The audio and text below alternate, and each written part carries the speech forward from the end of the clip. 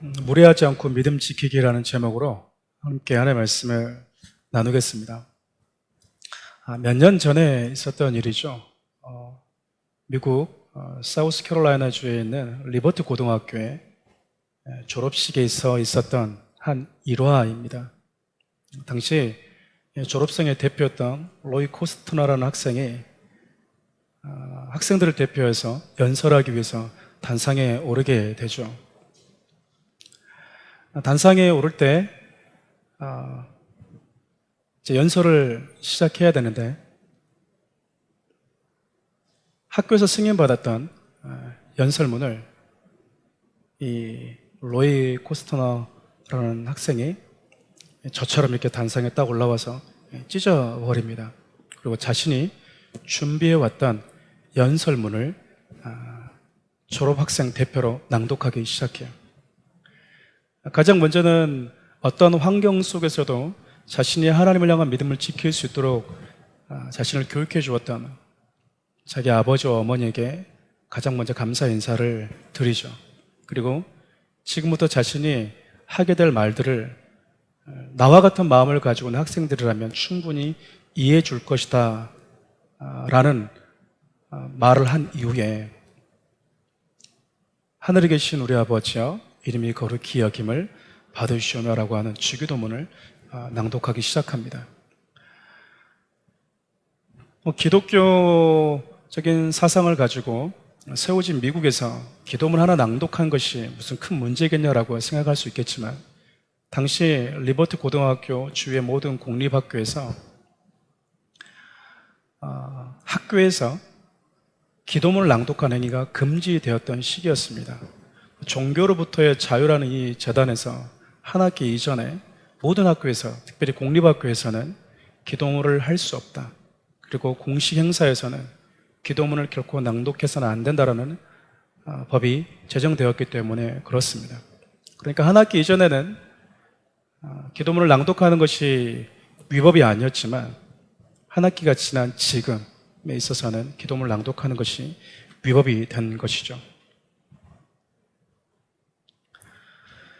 로이 코스트너가 이런 행동을 한 것에 대해서 종교로부터의 자유재단이라고 하는 단체에서 매우 비겁하고 무례하고 공격적이고 버릇없는 행동이었다라는 단호한 성명서를 발표하기도 합니다. 그러나 많은 학생들이 로이가 자신의 믿음을 당당히 드러낸 것에 대해서 다들 공감하고 찬사를 보내기 시작하죠. 이후에 CNN에서 로이 코스트너와 인터뷰를 하게 되는데요. 그때 이 친구가 이렇게 이야기를 해요. 자신이 지금까지 겪었던 일들 중에서 최악의 일이 있는데 그것이 바로 학교에서 기도를 하지 못하게 막은 것이다. 그리고 자신이 단상에 서서 주기도문을 낭독했던 이유는 내가 믿는 하나님을 옹호하고 싶었기 때문이다라고 이야기를 합니다. 여러분, 이 일화를 아마 접하신 분들이 많이 있을 거예요.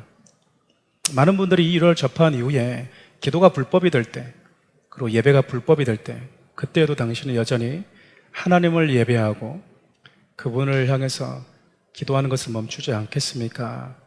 라는 신앙의 도전을 받았다라고 이야기를 합니다. 저 역시 처음에 이 기사를 접했을 때, 와, 21세기에도 이런 일들이 벌어지는구나. 그러면서 어느 시대 하나하나 믿음 지키기 쉬운 시대가 있었을까라는 생각도 해보게 되었어요. 동시에 성도들은 어떤 시대를 만나든지 크고 작은 신앙의 도전 앞에 직면할 수밖에 없구나라는 사실도 깨닫게 됐습니다. 시대를 초월해서 성도들에게 있어서 하나님을 향한 예배와 기도는요, 그 어떤 것과도 바꿀 수 없는 가치라고 할 수 있어요. 세상 사람들이 아무리 그것을 가볍게 여긴다 하더라도 적어도 예수를 믿고 구원받은 성도들에게 있어서는 결코 타협할 수 없는 가장 중요하고 소중한 가치이기 때문에 그렇습니다. 우린 지난주 나라를 잃고 그리고 민족을 잃고 예배와 성전이 처참하게 무너져버린 현실 속에서 하나님의 사람으로 살았던 느헤미야에 대해서 함께 살펴보았습니다. 그가 그 처참한 현실 속에서 어떤 하나님의 믿음의 사람으로 살았는지를 통해서 지금을 살아가는 성도된 우리가 어떤 태도를 가져야 되는지 함께 살펴보았죠. 성도된 자들은 어려운 시기, 힘든 시기를 만날 때, 특별히 교회가 아픔을 느끼고 고통을 느끼는 시기들을 만날 때 그것을 내 아픔으로 여기고 내 고통으로 여기고 하나님 앞에 엎드려서 회개하고 기도해야 되는 자들이라고 함께 말씀을 나눴습니다. 오늘은요, 바벨론 포로로 끌려가서 평생을 이방 땅에서 살았던 하나님의 사람 다니엘에 대해서 함께 살펴보려고 합니다. 본문을 근거로 약속의 땅이 아닌 이방 땅이라는 세상 속에서 다니엘이 어떻게 하나님의 사람으로 살았는지, 그의 삶이 지금을 살아가는 저와 여러분들에게 어떤 메시지를 주는지 함께 살펴보려고 합니다. 먼저는 다니엘은 약속의 땅, 그러니까 이스라엘의 포로로 되기 이전에 자신의 고국에서 살았을 때나 포로로 끌려갔을 때나 상관없이 자신이 여전히 하나님의 사람이라는 분명한 정체성을 가지고 살았다라는 거죠. 내가 하나님의 사람이라는 분명한 정체성은요, 하나님을 사랑하는 모든 사람들에게 나타나는 공통적인 특징이기도 합니다. 우리 10절 말씀 함께 읽어볼까요? 다니엘이 이 조서에 왕의 도장이 찍힌 것을 알고도 자기 집에 돌아가서는 윗방에 올라가 예루살렘을 향한 창문을 열고 전에 하던 대로 하루 3번씩 무릎을 꿇고 기도하며 그의 하나님께 감사하였더라. 다니엘은 지금 기도가 불법이 되는 시대를 만납니다.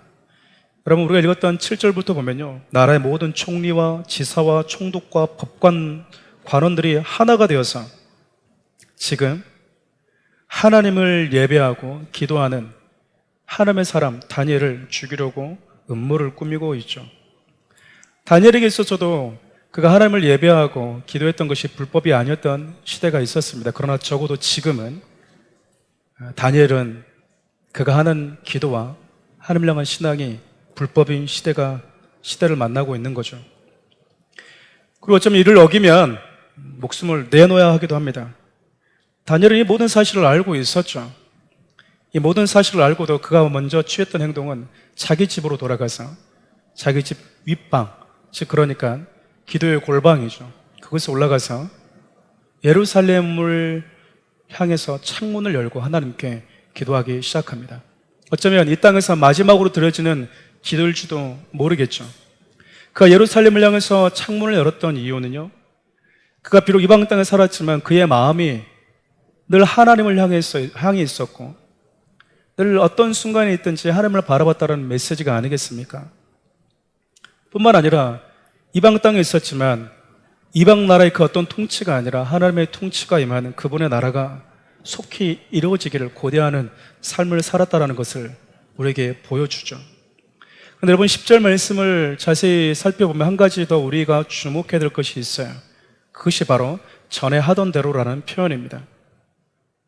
그러니까 다니엘은 기도가, 예배가 합법일 때나 불법일 때나 상관없이 지켜왔던 신앙의 아주 중요한 가치였던 것이죠. 지금 우리 역시 전에 비하면 조금은 힘든 시간을 보내고 있다고 생각이 됩니다.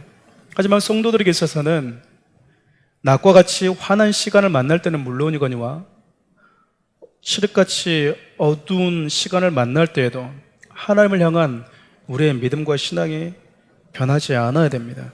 여러분, 다니엘의 이런 모습이 저와 여러분들에게 주는 이 메시지가 바로 그것이 아니겠습니까? 하나님을 향한 나의 사랑은, 나의 예배는, 나의 기도는 시대를 타는가, 흐름을 타는가, 아니면 늘 변하지 않는가 점검해 봐야 되겠죠. 여러분, 다니엘서를 보면 다니엘뿐만 아니라 이와 같은 믿음의 신앙을 가지고 있었던 사람들이 또 등장합니다. 바로 다니엘의 세 친구죠. 다니엘 세 친구 역시 다니엘과 같은 믿음의 소유자였기 때문에 그래요. 다니엘 3장 16절에서 18절을 제가 읽어드리겠습니다. 사드락과 메삭과 아벳느고가 왕에게 대답하여 이르되 느부갓네살이여, 우리가 이 일에 대하여 왕에게 대답할 필요가 없나이다. 왕이여, 우리가 섬기는 하나님이 계시다면 우리를 맹렬히 타는 풀무불 가운데서 능히 건져내시겠고 왕의 손에서도 건져내시리이다. 그렇게 하지 아니하실지라도 왕이여, 우리가 왕의 신들을 섬기지도 아니하고 왕이 세우신 금신상에게 절하지도 아니할 줄을 아옵소서. 사드락과 메삭과 아벳느고는 하나님을 향한 분명한 신앙을 가지고 있었지만 그 신앙이 생명을 내놓아야만이 지킬 수 있는 위기에 직면하게 됩니다. 그들은 자신들을 하나님의 그 풀무불에서도 능히 건져낼 수 있다라는 확신을 가지고 있었어요. 하지만 그것이 자신들에게 일어나지 않는다 하더라도, 그러니까 죽는다 해도 하나님을 향한 신앙, 그 믿음을 버리지 않겠다라고 이야기를 합니다. 아름다운 신앙이죠. 그러나 사드락과 메삭과 아벳느고의 이 신앙이 예수를 믿는 저와 여러분들에게는 정말 아름다운 교훈으로 다가오지만 당시에는요, 한 나라의 법을 어기는 위법 행위와 같았습니다. 그 결과로 인해서 죽음에 이를 수도 있었기 때문이죠. 적어도 다니엘 3장이라는 시대에 있어서 이들이 가지고 있던 신앙은요, 믿음은 불법이었습니다. 그러면서 이들이 가지고 있었던 신앙은 세상의 그 어떤 법보다 하나님의 법을 더 소중하게 여겼다라는 것이죠. 사랑하는 우리 성도 여러분, 성경에는 타협하지 않고 믿음을 지켰던 수많은 믿음의 사람들이 등장합니다. 그들이 가진 신앙은 어두운 시대를 만날수록 더 빛을 발했습니다. 참으로 아름다운 신앙인이죠. 그렇지만 결코 그들의 신앙에 저와 여러분들의 신앙은 될 수 없는 법입니다. 그들은 그들이 살았던 시대에서 아름다운 신앙의 빛을 발했지만 저와 여러분들은 지금을 살아가면서 이 시대 속에서 신앙의 빛을 발해야 되는 겁니다. 하나님을 향한 절대적인 신앙의 가치를 지키는 것은 너무나 중요합니다. 이것은 성도들 우리에게 있어서 결코 타협할 수 없는 절대적 가치이기 때문이죠.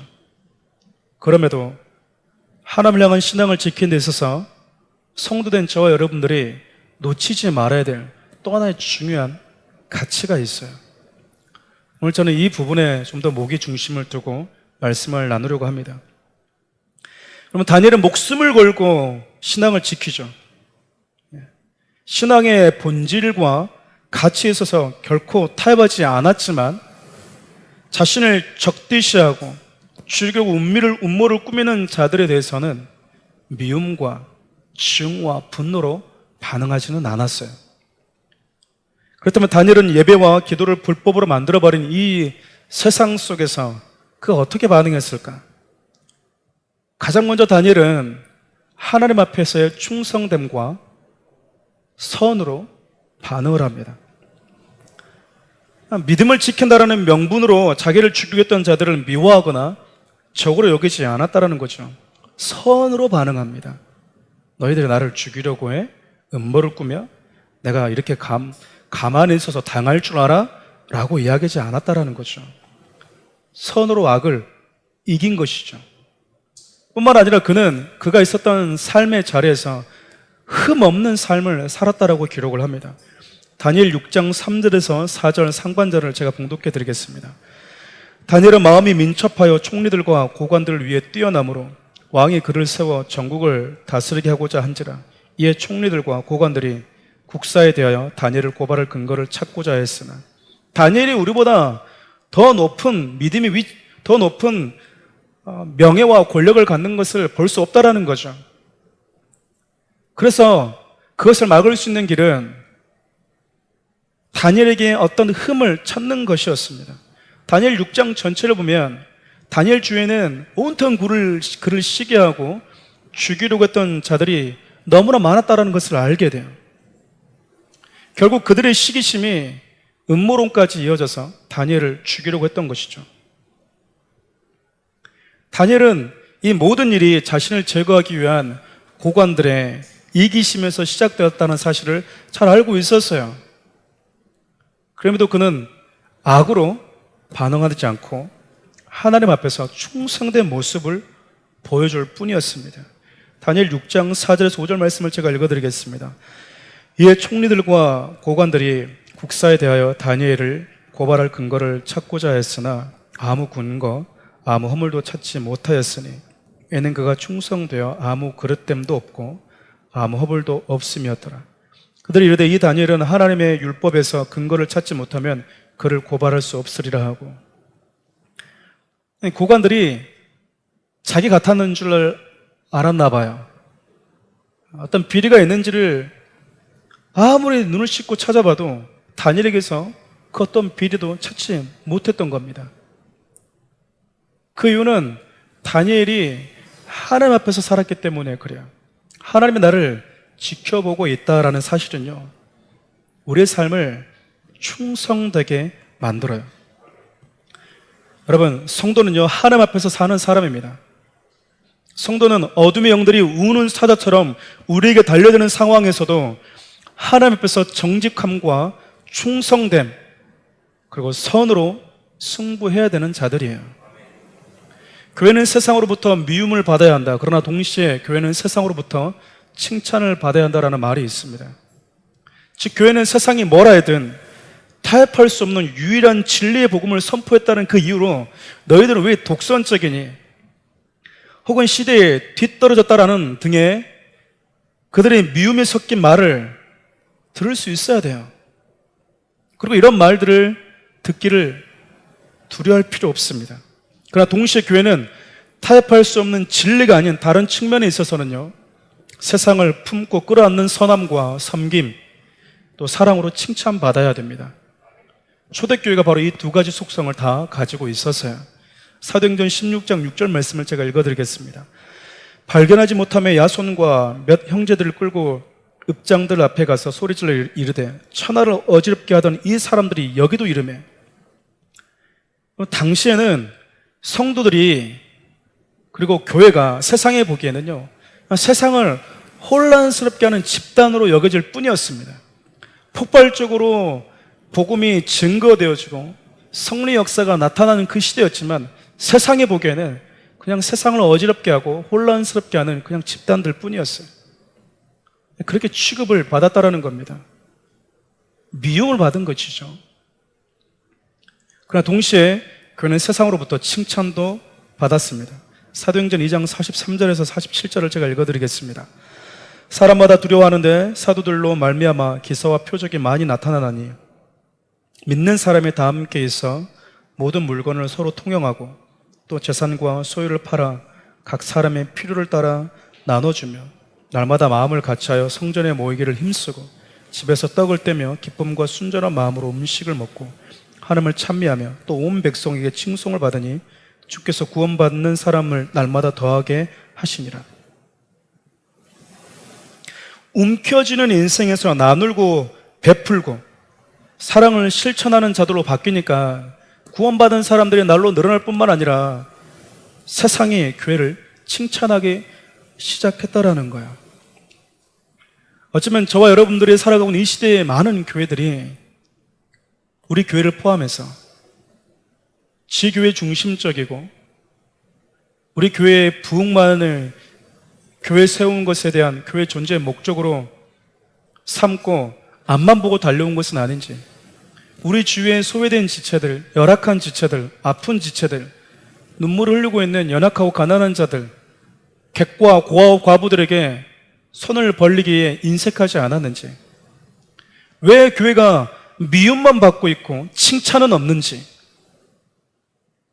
우리 진지하게 돌아봐야 될 때예요.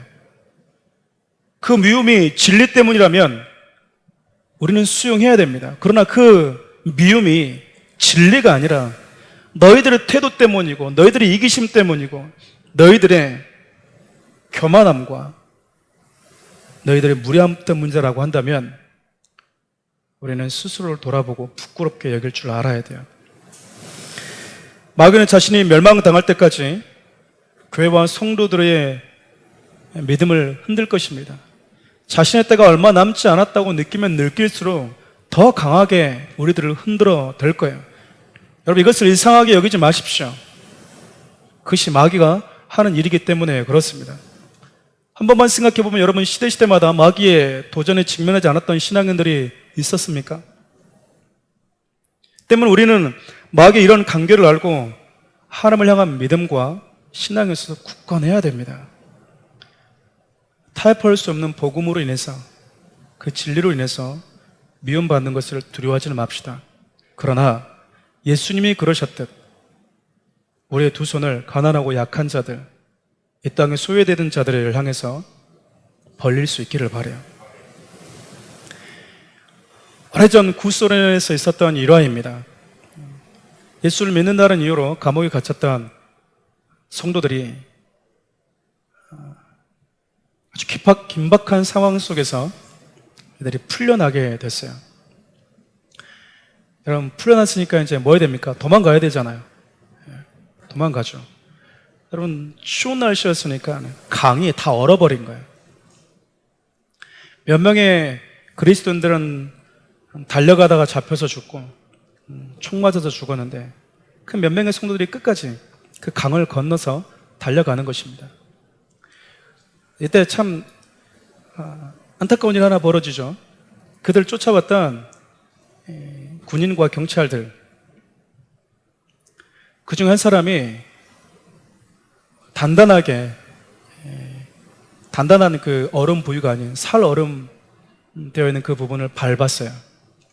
그러니까 얼음이 깨지면서 그 물에 빠져버린 것입니다. 이때 도망가던 성도 중 한 사람이 다시 돌아와서요, 물에 빠진 그 사람을 건져줘요. 죽게 내버려 둬야 되잖아요, 우리 사고 같으면. 그런데 그 중에 한 성도가 달려가서 그 사람을 건져내고 그가 잡혀서 죽습니다. 여러분, 성도는 이런 사람이에요. 예수 그리스도의 사랑과 영혼을 긍휼히 여기는 마음이 빠진 진리, 결코 생명을 구원할 수 없습니다. 날선 진리를 가지고 세상을 살리겠다, 어불성설이에요. 하나님께서 요한계시록에서 7교회 중 에베소 교회를 책망했던 것이 바로 그것이었습니다. 너희들은 시퍼렇게 살아있는 진리는 있는데 왜 영혼들을 감싸고 영혼들을 긍휼히 여기는 그 마음은 왜 없냐? 너희들이 진리를 사수하기 위해서 애쓰고 있는 건 내가 안다. 그런데 영혼을 사랑하는 마음은, 영혼을 사랑하는 그 마음이 빠져버리면 생명을 살릴 수 없다라는 거예요. 지금 이 시대에 진리를 지키는 건 너무나 중요하지만 그 진리를 담아내는 따스한 사랑이 빠져버리면 여러분과 저는요, 모양만 남는 신앙, 결코 주님이 우리에게 요구하시는 생명을 구원하는 일들을 감당할 수 없어요. 다니엘은 자신을 죽이려고 했던 사람들에 대해서 악으로 반응하지 않았습니다. 생각해 보십시오. 한 사람도 아니고 우리식으로 얘기하면 입법부가 됐든지 사법부가 됐든지 행정부가 됐든지 모든 곳에서 자신을 죽이려고 조여오면 당해낼 재간이 없는 거예요. 그럼에도 끝까지 그는요, 하나님 앞에서 변함없는 신앙과 충성됨과 선함을 가지고 반응했습니다. 다니엘이 가졌던 두 번째 아름다움이 있는데 바로 자신의 신앙을 지키기 위해서 결코 무례하게 행동하지 않았다라는 거예요. 다니엘 1장 8절과 12절 말씀을 제가 읽어드리겠습니다. 다니엘은 뜻을 정하여 왕의 음식과 그가 마시는 포도주로 자기를 더럽히지 아니하리라고 자기를 더럽히지 아니하도록 황관장에게 구하니 청하오니 당신의 종들을 열흘 동안 시험하여 채식을 주어 먹게 하고 물을 주어 마시게 한 후에. 여러분, 다니엘 1장을 보면요, 자신을 잡아온 그리고 자기를 관할하고 있는 황관장에게 구합니다. 청합니다. 내 믿음을 지키는 것 누가 말릴 수 있어? 누구도 말리지 못해. 그 무례하면서 오는 핍박을 믿음을 지키기 위한 핍박이라고 생각하는 그 어리석은 신앙인들이 얼마나 많은지 몰라요. 그것은 신앙을 지키기 위해서 오는 핍박이 아니라 그의 무례함과 그의 예의 없음 때문에 오는 핍박이에요. 다니엘은 분명한 신앙을 지키려고 했었지만 동시에 결코 사람들 앞에 무례하지 않았습니다. 내가 믿음을 지키는 데 있어서 방해하는 배우자, 동료나 사회가 우리의 적입니까? 우리가 싸워야 될 대상입니까? 교회 못 가게 하는 남편이 마귀예요? 우리는 그렇게 배워왔어요. 그들은 우리의 적이 아니고요. 우리가 싸워야 될 대상은 더더욱 아닙니다. 그들은 우리가 예수님께서 저와 여러분들에게 보여주신 사랑과 섬김을 가지고 우리가 끌어안아야 한 소중한 영혼들입니다. 때문에 성도는 그들 향해서 결코 무례하게 행동해서는 안 돼요. 예의를 갖춰야 되는 것입니다. 바울은 복음 전파가 불법이었던 시대에서도 타협하지 않고 예수 그리스도만이 유일한 생명이라고 담대하게 복음을 전했습니다. 그렇지만 사도행전 23장에 보면 그는 세상에 대해서 비방하거나 무례하지 않았습니다. 코로나 시대를 겪고 있는 지금 하나님은 저와 여러분뿐만 아니라 교회를 보고 계십니다. 분명한 것은 마귀는 예나 지금이나 변함없이 그가 할 수 있는 모든 것을 총동원해서 다니엘에게 그랬던 것처럼 교회를 흔들고 저와 여러분들의 신앙을 무너뜨리려고 할 것입니다. 하지만 이때에도 성도된 우리는요, 하나님을 향한 분명한 신앙을 가져야 돼요. 세상에 두 쪽이 나도 예수 그리스도만이 유일한 생명이고 그분은 외에 다른 구원의 길이 없다라고 외쳐야 되는 것입니다. 예수님이 제자들에게 절망적인 시간이 있었죠. 자신들과 함께 예루살렘에 올라가서 유대인의 왕으로 등극할 줄 알았었는데 그 예수님이 너무나 힘없이 잡혀서 십자가에 처형된 순간 그들은 절망했습니다. 예수님께서 잡히시던 밤 모든 것이 끝났다고 여겨지는 그 순간에도 한 여인이 찾아와서 너도 예수 믿는 사람이지. 여러분, 만일 예수님이 예루살렘 왕이 되었을 때 이 질문을 받는다면 당당하게 당연하지. 나는 예수의 사람이야. 나는 예수님의 제자야. 나는 그분과 3년 동안 함께 동행해서 먹고 마시고 즐기고 모든 희노애락을 같이 했지 라고 자신 있게 자기를 소개하지 않을까요? 근데 지금은 예수님이 힘없이 잡혀가는 시간이었어요.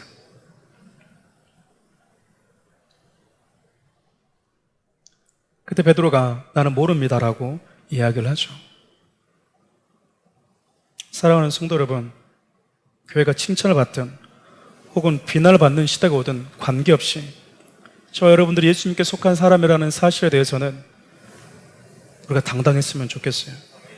그러나 동시에 우리는 세상과 하나님을 알지 못하는 영혼들에 대해서 결코 무례해서는 안 됩니다.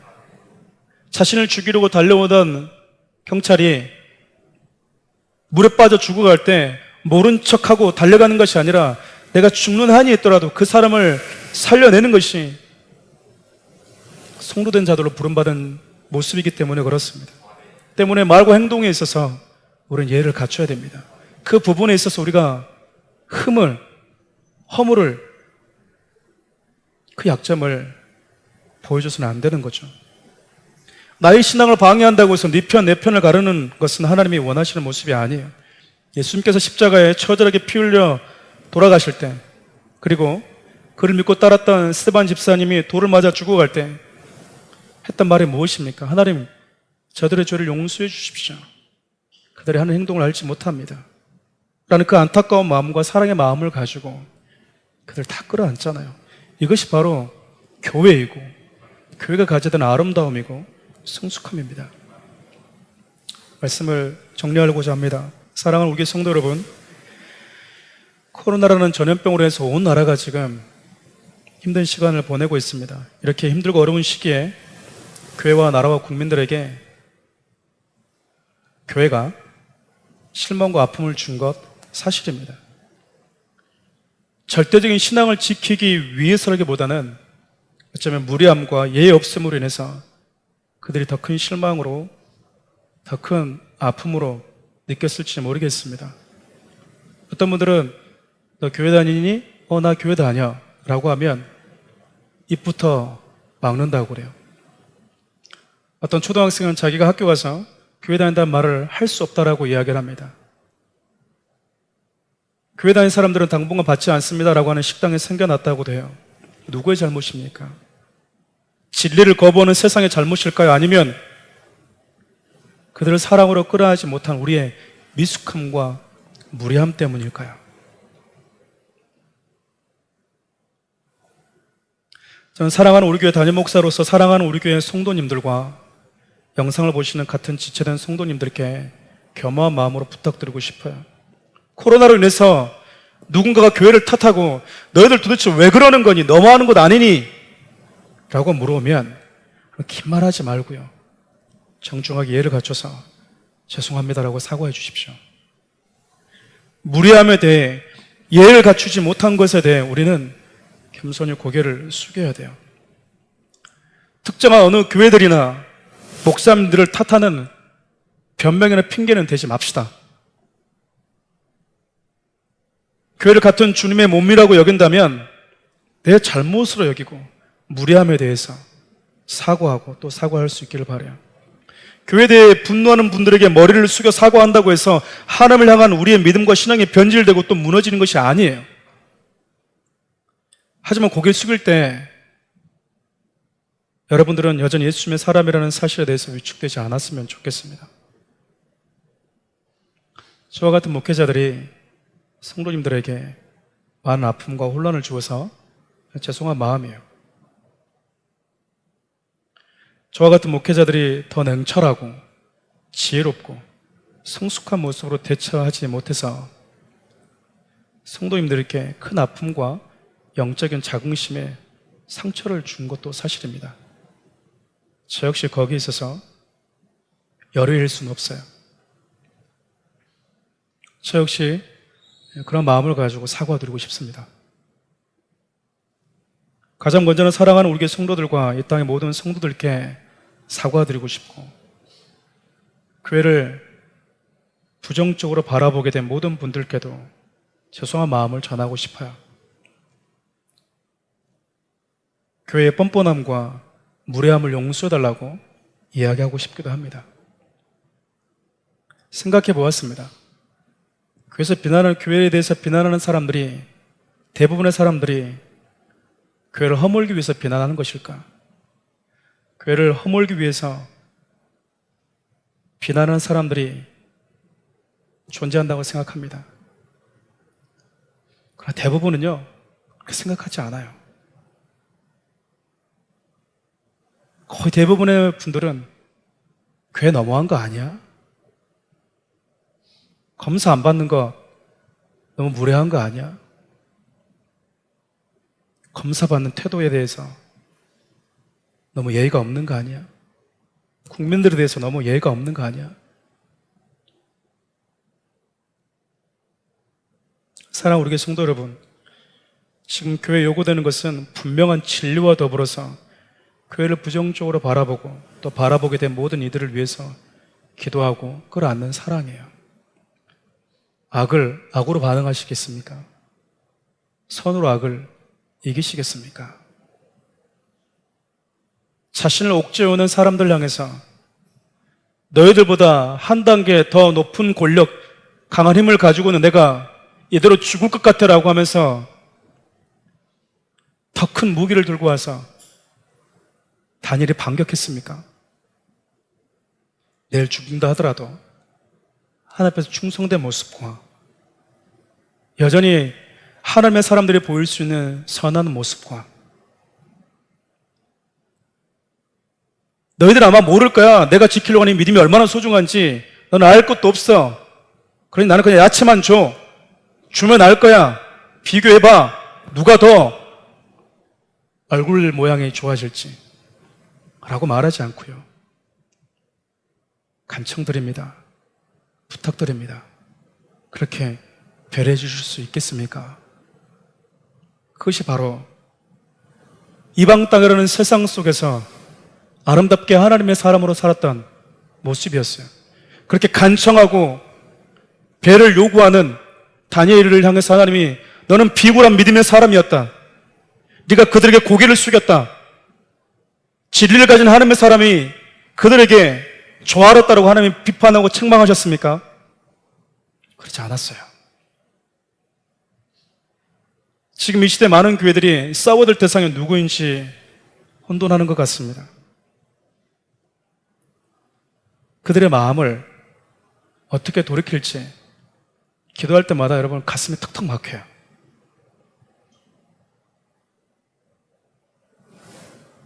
믿지 않는 그들의 마음을 이제 어떻게 돌이킬 수 있을까? 얼마나 많은 시간들이 필요하게 될까? 얼마나 많은 눈물이 필요하게 될까?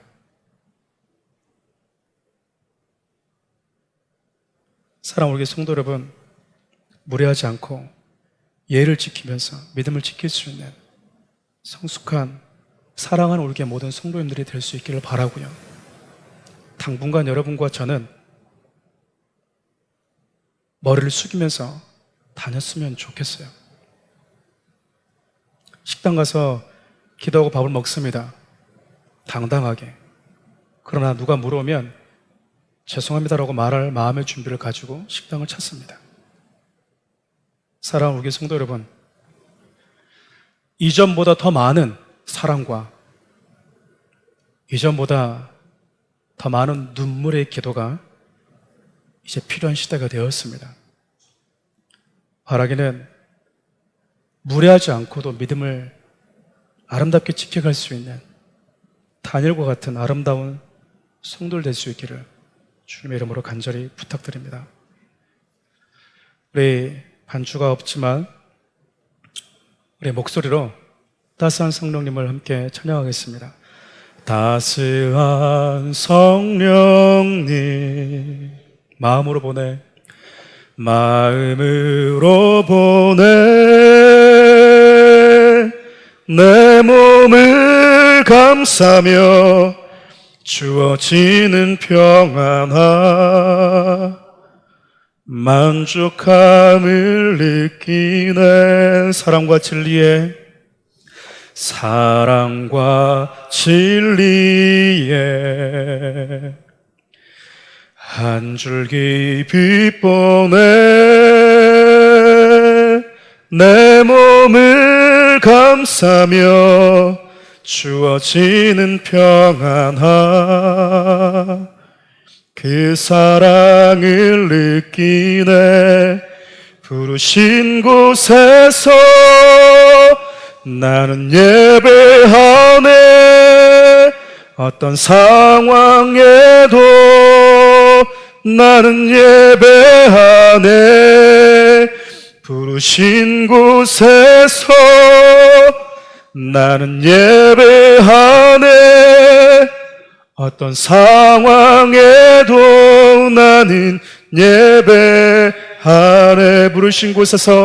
부르신 곳에서 나는 예배하네.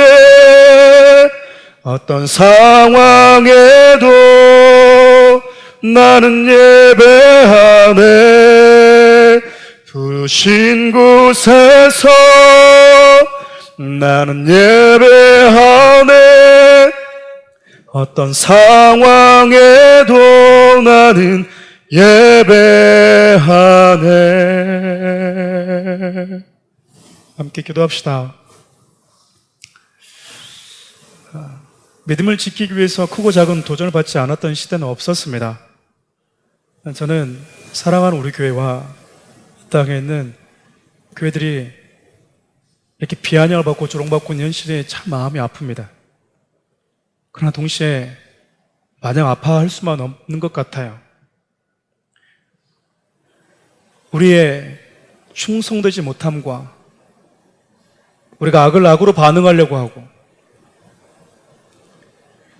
우리가 성도와 한 영을 향한 따스한 사랑과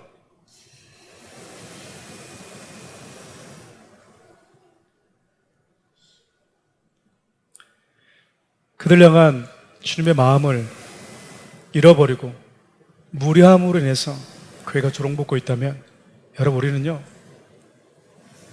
100번이면 100번 겸손하게 그들에게 머리를 조아리고 용서를 구해야 됩니다. 죄송하다고. 우리 교회는 안 그랬으니까 그것은 주님의 몸이 하나라는 것을 우리가 부인하는 것과 같아요. 답답하고 아프시겠지만 만나시는 분들에게 논쟁하지 마시고요. 그냥 죄송하다고, 교회가 무례했다고 말씀해 주십시오. 그 고개를 숙일 때도 여러분들 하나님의 사람이라는 그 자긍심만큼은 무너지지 않았으면 좋겠고,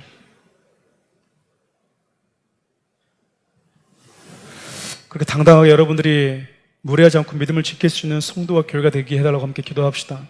그리고 이 땅에 있는 리더십들을 위해서 여러분 좀 기도해 주십시오. 우왕좌왕하고 있고 뭘 해야 될지 알지 못하는 저와 같은 목회자들을 위해서 여러분들이 기도해 주십시오. 평생 목회만 하고 말씀만 전했지 이런 일들을 어떻게 해야 되는지 전혀 경험해보지 못한 미숙함이 드러나 버렸어요. 여러분, 이런 저와 같은 목회자들 위해서 지혜롭게 교회를 잘 이끌어가고 대처할 수 있도록 지혜 달라고 여러분들이 기도해 주십시오. 우리 주 이름 한번 부르고 기도하며 나가겠습니다. 주여, 살아계신 하나님,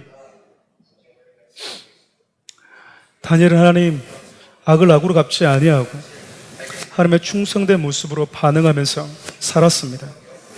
그 억울함으로 인해서 내가 죽는다 하더라도 끝까지 믿음을 지켰고 순수하게 지켰고 아름답게 지켰습니다. 악을 악으로 갚는 것이 아니라 하나님이 주신 그 마음과 영혼들을 끌어안는, 돌에 맞으면 돌을 던지면 돌을 맞겠다는 그 마음을 가지고 하나님 따뜻하게 그들의 모든 비난을 받아냈습니다. 근데 지금 우리 교회는 하나님 돌을 맞지 않으려고 하고 피하려고 하고 던지는 자들 향해서 하나님 더 큰 돌을 던지고 있지는 않은지, 하나님 교회가 무례한 부분이 있습니다. 그로 인해서 하나님의 영광이 가려지고, 하나님 그로 인해서 많은 이들이 교회에 대해서 하나님 돌아섰던 그들의 마음을 주님 다시 회복시켜 주시옵소서. 바라기는 귀한 하나님의 성도들이 이런 상황 속에서도 흔들리지 않고, 이런 상황 속에서도 내가 예수님께 속한 사람이라고 하는 그 당당함에 있어서 흔들리지 않도록 지켜주십시오. 하나님, 성도들이 마음 가운데 거룩한 자긍심의 상처를 준 저와 같은 목회자들의 죄악을 용서하며 하나님 불쌍히 여겨주십시오. 하나님, 이 땅에 있는 모든 수많은 리더십들을 주님 긍휼히 여겨주셔서 하나님 우왕좌왕하면서 어떻게 대처될지 알지 못하는 자들에게 지혜를 주시고 같은 마음을 가지고 기도할 수 있는 은혜를 베풀어 주시옵소서. 사랑하는 귀한 성도들이 무례하지 않아도 믿음을 얼마든지 하나님 당당히 지킬 수 있다는 사실을 알게 하여 주시고, 하나님 진리로 인해서는 타협하지 않되 우리가 가진 따스한 사랑으로 세상을 보듬어낼 수 있는 더 큰 하나님 사랑의 마음을 이 땅의 교회들과 성도들에게 허락하여 주시옵소서.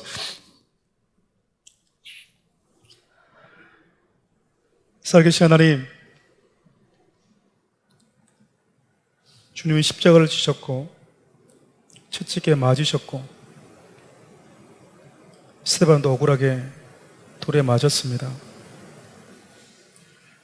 근데 저를 포함해 지금 이 땅의 많은 교회들은 돌을 맞지 않으려고 하고 던지면 더 큰 돌을 들어서 맞받아치는, 전혀 주님의 모습을 담지 않은 모습을 우리가 살아가고 있지는 않는지 돌아봅니다. 살아계신 하나님, 이 땅의 교회들을 그 우리의 미련함과 어리석음을 긍휼히 여겨 주십시오. 특별히 교회 모든 리더십들과 부족한 종과 같은 목회자들에게 지혜를 주셔서 이 상황들을 어떻게 믿음으로 대처해 나갈지 알려주시고, 성도들을 포함해서 이 땅의 많은 이들에게 아픔과 상처를 주었던 그 무례함을 용서하여 주십시오. 우리를 구원하신 예수 그리스도의 사랑과 하나님의 다함없는 은혜와 무례하지 않고도 당당하게 믿음을 지켜나갈 수 있도록 우리를 도우시는 성령 하나님의 사랑이 사랑하는 우리의 모든 성도들과 이 땅에는 수많은 주의 몸된 교회와 나라와 민족 가운데 함께 하시기를 간절히 축원하옵나이다. 아멘.